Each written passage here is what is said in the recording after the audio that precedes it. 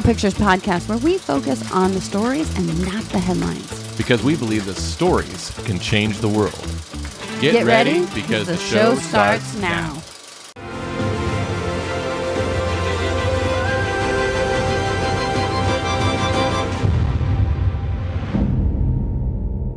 Hey there, Speropictures crew. Welcome back to Coming Attractions. I'm your host, Joy Thayer. And I am your other host, Mr. Joy, also known as Matthew. Yeah. I was about to say I was formerly known as Matthew, but I'm still known as Matthew. You're still known as Matthew. Especially when I sign checks. That's a good point. It's a good point. Very good I don't point. think the bank would honor something that was signed Mr. Joy. No, probably not. I'm going to have a talk with the bank and see if we can get that readjusted. I think we should go with it. I'm sorry, I identify as Mr. Joy. Hey, it's the 2020s.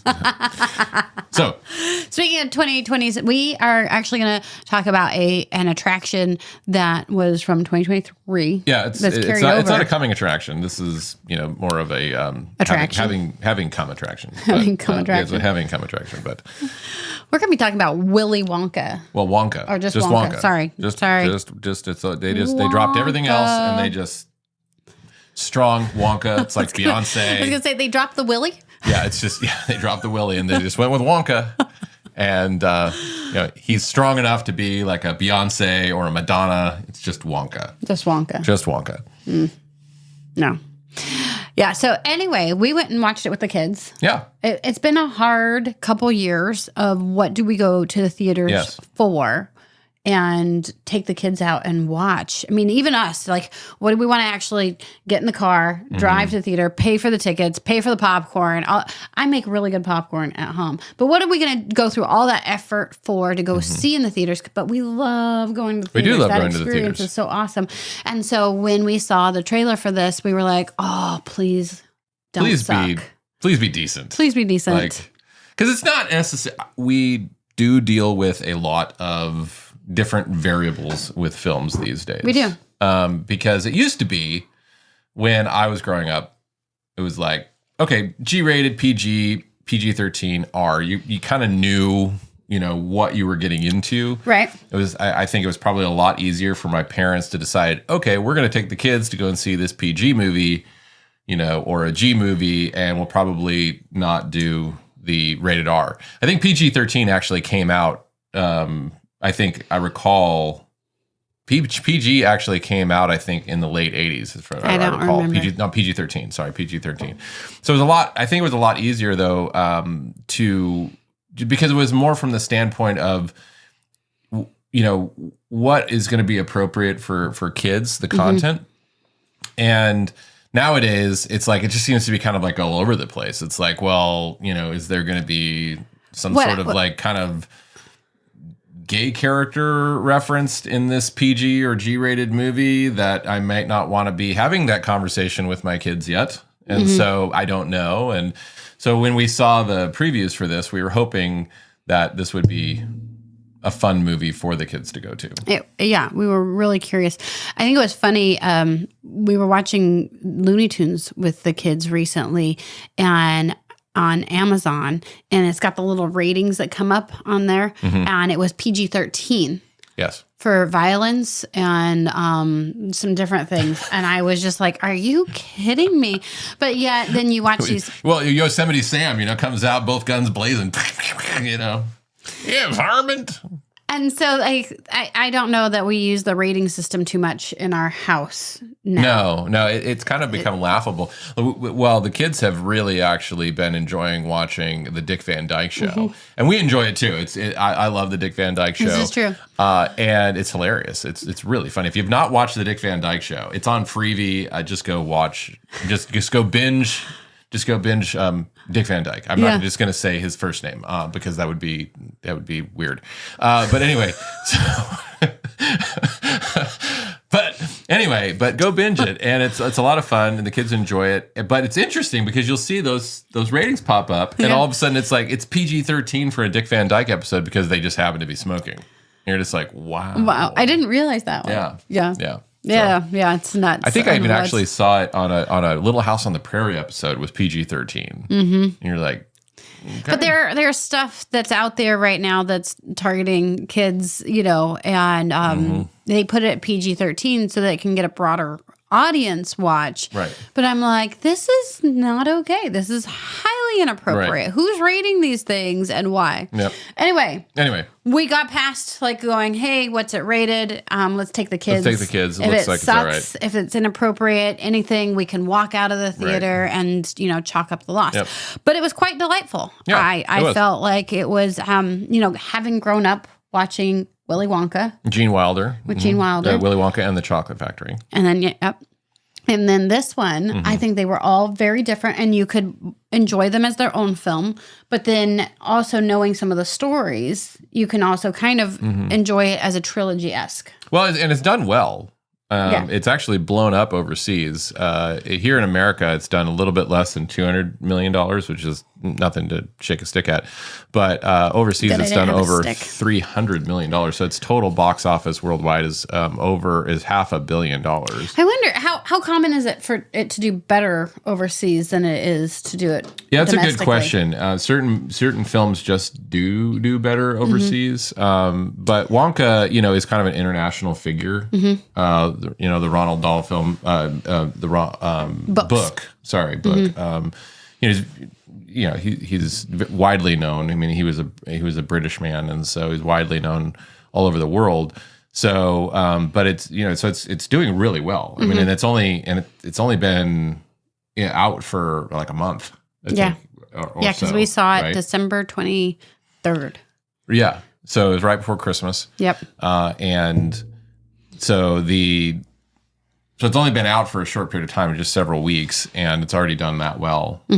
And so, and I think it's a really interesting blend, like you said, because it's definitely out of the three. There's three Wonka movies, because there's the Willy Wonka and the Chocolate Factory. Then of course there's the Tim Burton, Johnny Depp, Charlie and the Chocolate Factory, which is actually the name of the book. Is Charlie and the Chocolate Factory. That's true. And then there's just now Wonka. We just we'll just drop all the descriptors and everything else, and we're just gonna call it Wonka, because we don't need to say anything other than that. Just Wonka and a hat, and you're in. You know what you're going in for. But what I thought was cool was that this was a prequel to the original film, and they did a good job of kind of these little nods, these nostalgic little moments. Yeah. There was a couple of the songs from the original film made a reprise in this film, and then there was new songs. I didn't know that it was going to be a musical going into it. I did know only because Alex had warned me and said, "Hey, just so you are aware, this is a musical that you're going to be going in to watch." So I was already set up with that expectation in mind. Yeah. So but it is interesting, because there was an article that I saw recently that it said, why do we have to trick people into going and watching musicals? Because I didn't know. I knew that there was a new Mean Girls coming out. I've never even seen the first one. Don't care. But this one apparently is a musical, and people were kind of complaining about that. Wonka, same kind of a thing. There were people that showed up, didn't know that it was a musical. And why is it that you think that we have to sell something as if it's not a musical? I don't know. I don't know what their marketing tactics were for Mean Girls. I think that's interesting, because I didn't realize that Mean Girls was a musical for the second one. Right, it just looked like it was going to be a remake. And you're like, why are you remaking it? The original one with my daughter, Georgia, and a bunch of 12-year-olds. I think we went for her 12th birthday, and I was sitting there going, oh my goodness, I'm a horrible mom. What am I doing here? And she loved Lindsay Lohan. Didn't it get turned into a Broadway thing? That's what Mean Girls? Yeah. I'm not sure. We can check that out. Because if you know, you can go ahead and comment. Yep, comment below. Let us know if it was in a Broadway show. Because if it was, then that would make sense that they turned the Broadway into a musical. Yeah. So that would be interesting because then if you're already a Mean Girls fan, then if you knew that, then you might be expecting something. I think for Charlie and the Chocolate Factory or Wonka to be turned into a musical wasn't too far off because there was so many musical numbers in the previous films anyway. Right. Right. I mean, you've got the Oompa Loompa song. You got her turning into a giant blueberry. You've got all of these Well, and I've different... got the golden ticket, and, dancing around. The whole thing. Yeah. So for them to do this, it didn't bother me at all. I didn't go into it thinking, well, they totally just ruined the whole thing. I felt like, oh, that was an interesting take. Actually felt like Charlie and the Chocolate Factory. And I like Johnny Depp for the most part. I think Johnny Depp, the characters he plays are always fun and interesting, and Jack Sparrow and all of that. But I didn't care for the Charlie and the Chocolate Factory film as much. I have a love-hate relationship with Tim Burton. I knew you were going to say that. Just because I think he's a little too gothic at times. I think it's just whatever, and I'm just not my style. Yeah. But I was kind of actually disappointed. And I remember that there wasn't any songs in Charlie and the Chocolate Factory because Willy Wonka and the Chocolate Factory, was obviously a musical and had such great, you said Oompa Loompa or In a World of Imagination. There's just iconic songs that have woven their way into the culture. And I think they did a really good job of bringing those back into play with this film. Yeah, I think they did a wonderful job. I think that the production design was really well done. It was fun. Yeah. Yeah. I love the colors that they used. I think the magical elements personally threw me off a little bit. Like they went a little bit too magical. For me, I think that... That's interesting. That's an interesting thought. I didn't think about that. Yeah. Well, because... I think that, there was always a little bit of magical, but it kind of felt more grounded in something that was practical for me in the past. And so I felt like this one, it was all that world was just like, he's got this little box and he's got these things and then he creates all this stuff. And I didn't feel like there was enough of it grounded for me. But that was a personal opinion. Yeah, I don't think it ruined anything. I didn't feel like that at all. I felt like the magical, fantastical elements were similar to and faithful to the book and to the original film. So I was kind of expecting that, and I liked that the musical. What was interesting about the musical aspect for me too was that it was kind of a postmodern musical, and what I mean by that is that it was kind of tongue in cheek about it being a musical. It was kind of like, oh, we're going to sing now. You know what I mean? It was like we acknowledge the fact that we're going to break out in song. Well then, young man, allow me to refresh your memory in the form of a song so ruinously catchy that it may never leave your mind. Oh, I don't think I want to hear that. Too late. I've started dancing now. Once we've started, we can't stop, see? Oompa, loompa, doompa-dee-doo. My favorite moment was when Hugh Grant, which I think did the Oompa Loompa really well. Yeah, I think it was a lot of fun as the Oompa Loompa. He all of a sudden says, okay, now I'm going to tell you in verse and song, which is probably going to get stuck in your head. And he's just, and he starts singing the Oompa Loompa song, which of course gets stuck in your head, which I thought that was a nice touch. It was very clever. Yeah. And then I have to admit, I am one of the shortest in my clan. Right, yeah, exactly. Yeah. But what was interesting is something that, because I hadn't watched any trailers. I think I'd seen something somewhere that it was coming out. It wasn't necessarily that I had seen any advertisements for it. And you said, oh, I want to go take the kids to see this. Yeah. And I remember we walking out and you said something interesting. You said, it wasn't as funny as you thought it was going to be. Yeah. So can you unpack that a little bit? Talk about that a little bit. Well, because I don't know. I think watching the trailers and things, I think that they put some more of the funny moments in there. Yeah. And then I do think that watching the original film, that you would laugh at different times. And so this one had a much more dramatic component to it. And so it wasn't bad. That wasn't like something I walked away and go, oh my gosh, they totally ruined it. It was just like my expectations were a little bit different. So I don't know. I think that I wanted to hear your take on the overall story and the storytelling components, because, that's something where you and I watched it. We enjoyed it. The kids watched it. They enjoyed it.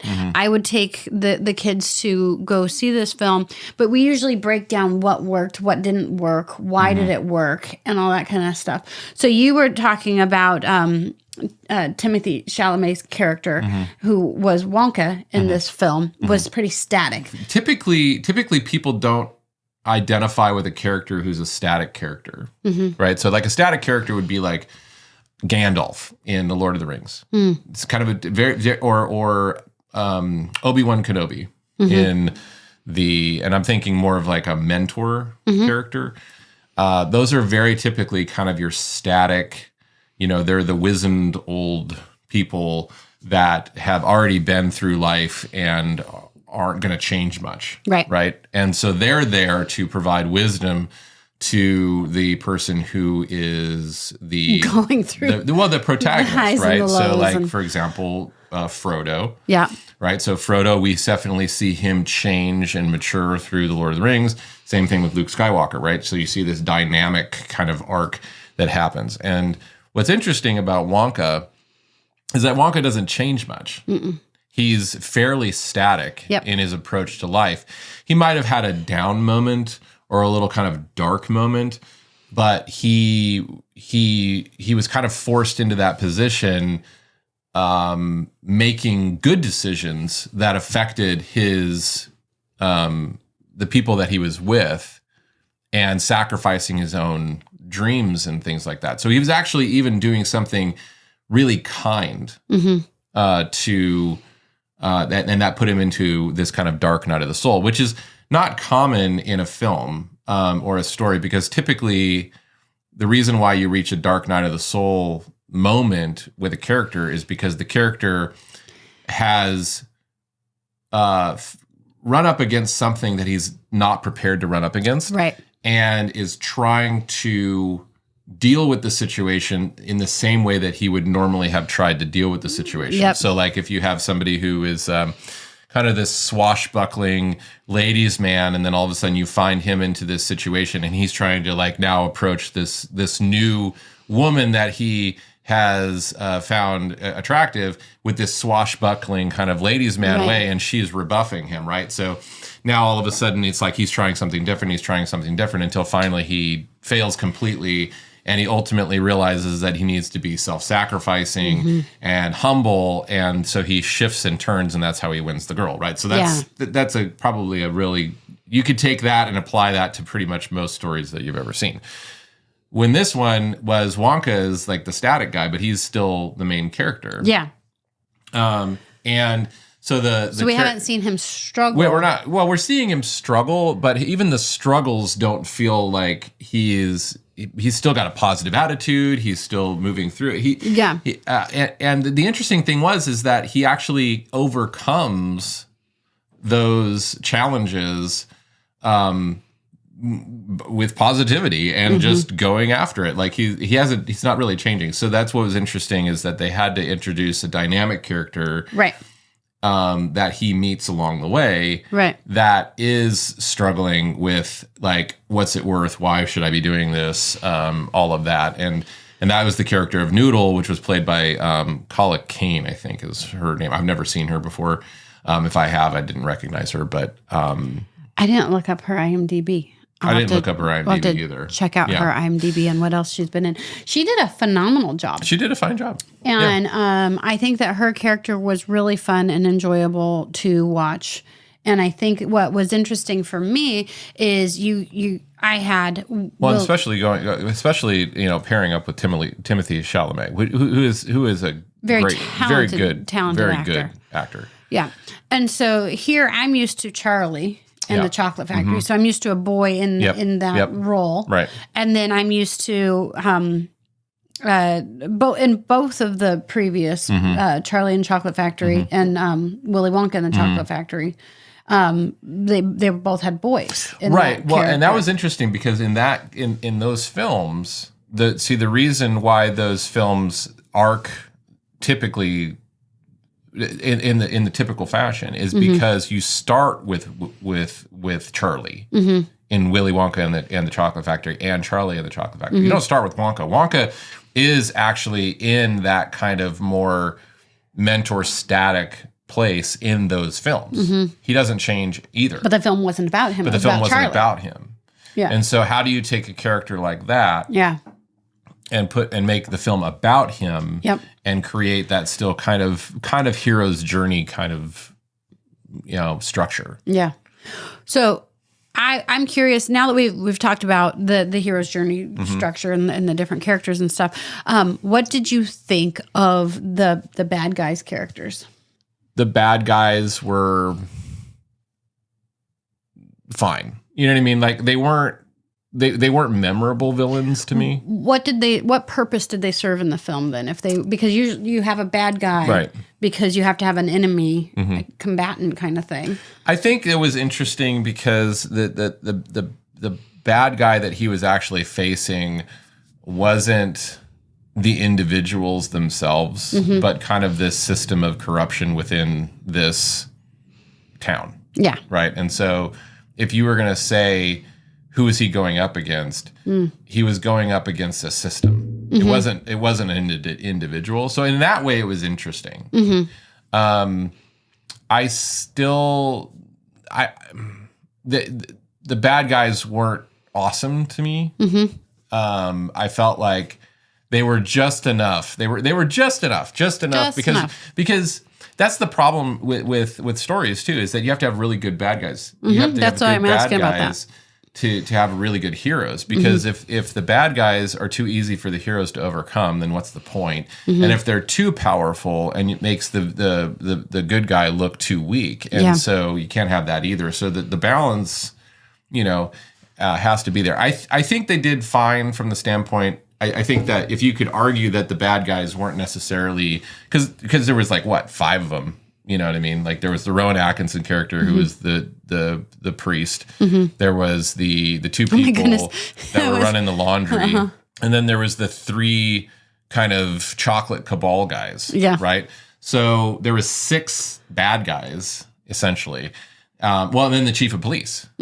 Right? So there's 7 bad guys. And so that they were kind of representative of this system. And I think that they very wisely kind of combined them together to be kind of a amalgamated opponent that represented this corruption, which I think was interesting. And I think that's probably also, because I think that's one of the things that a lot of people feel now is it's like we can all say, oh, we don't like this person or that person, but really it's really the system that we have a problem with.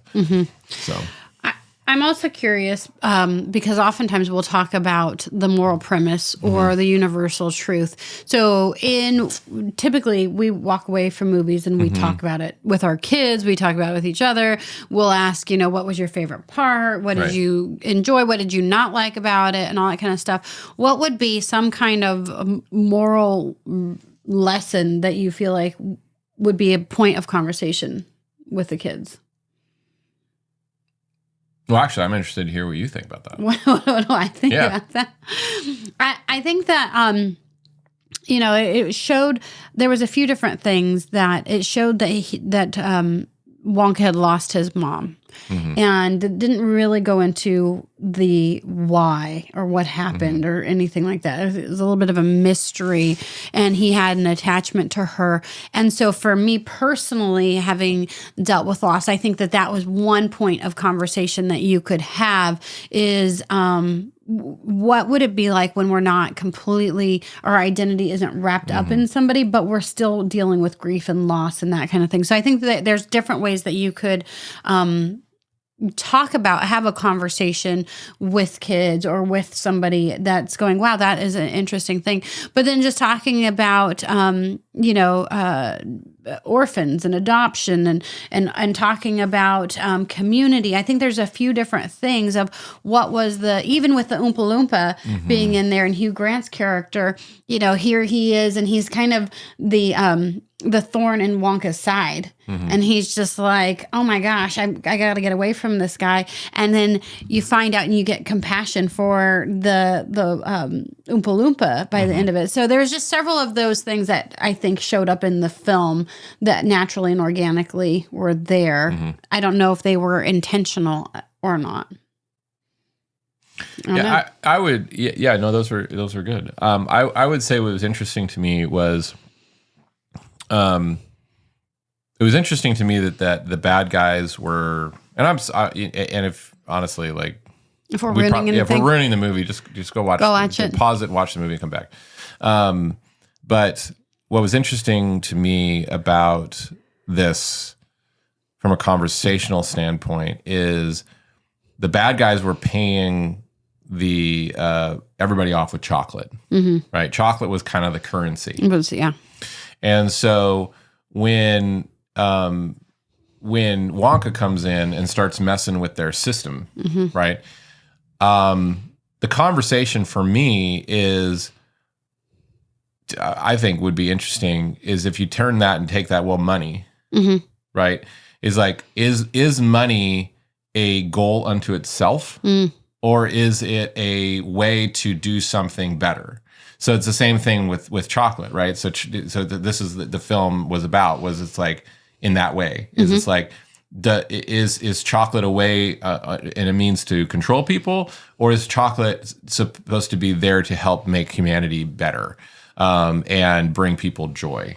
So I think the same. So you could kind of. So I wouldn't be surprised if that was conversations that happened on the storytelling level and like kind of the philosophical level, because when directors and production designers and cinematographers start talking around a table and script breaking down and everything else, we can't help but kind of start talking about philosophical things like that. And, what something really means, especially in actors too, because actors will talk like that too. It's like, I might be saying this, but I mean this. And so I wouldn't be surprised if that was because you see that, you see it in the corruption where they were corrupting small business, they were corrupting the church, they were corrupting big business, and they were using it all to control. And Wonka was an existential threat to their system of control. So, do you know when the book was written? It was mid 20th century. I mean, it was. I think it has a kind of a 60s feel, late 50s. I think that's when it was written. I don't know. I just find it interesting because his widow is still alive. Apparently, I mean, if she is not anymore, she was when the Tim Burton one came out. But anyway, so go ahead. No, I we've talked about it before. Out of the abundance of your heart, your art will speak. So everything I look at, I'm like, oh, when that was written, I wonder what was going on in his personal life that those things overflowed into his book. And then now, as the artist and the script writers and the director and everything has taken that and said, okay, we're going to pull on these elements, because they can choose to pull on whatever they want to at that point, Right. And so I just find it fascinating of the components that they highlighted and everything. Like you said, talking about the corrupt system and the finances and everything. I think that's something that we're currently experiencing in the world is we're going, wait a second, it's not one bad guy. Right. We're dealing with a whole broken system all across the board. And why are we dealing with it? And a lot of it leads back to people that are greedy and corrupt. Yeah. And so when you're looking for, I like looking for movies, especially if I'm going to watch them with my younger kids. Yeah. Well, what was it about? Having those conversations and actually using them as teaching tools. Yeah. To it's a point of connection. Yeah. Bring up stuff like that. So I definitely think the film was worth watching. I thought it was worth watching in the theater. It was worth watching in the theater. But it's worth watching with your family. It's a lot of fun. It's not like groundbreaking, amazing cinema that's going to be destined to be a classic, I think. But it definitely it got there. It was a lot of fun. It was worth watching for sure. So. Yep. Absolutely enjoyable. Yep. All right. We'd love to hear your comments. Go watch the film if you haven't already. If you've watched it, let us know your thoughts. What kind of talking points would you have? What stuck out to you? What did you not like about the film? And we will see you next time. And don't forget to share, like, and subscribe. Talk to you later. God bless.